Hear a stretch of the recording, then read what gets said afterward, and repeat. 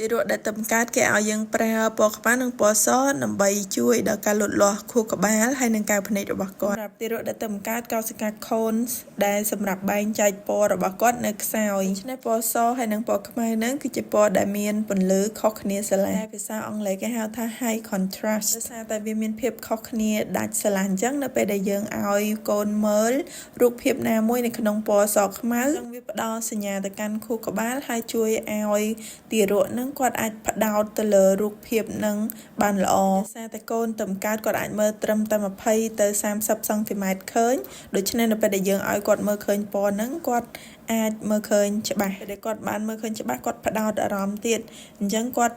ប្រើសាច់ដុំភ្នែករបស់គាត់បានល្អជួយកុំឲ្យភ្នែករបស់គាត់នឹងទាញចូលទៅកដៅដូចសលេវអញ្ចឹងណាអញ្ចឹងយើងអាចត្រេអាហ្នឹងនៅពេលដែលគាត់ចាប់អារម្មណ៍ហ្នឹងយើងទាញទៅឆ្វេងទាញទៅស្ដាំទៅលើទៅក្រោមទៅដើម្បីឲ្យភ្នែកគាត់នឹងធ្វើចលនាបានត្រឹមត្រូវនឹងជួយឲ្យគាត់ប្រើសាច់ដុំភ្នែកគាត់នឹងបានល្អ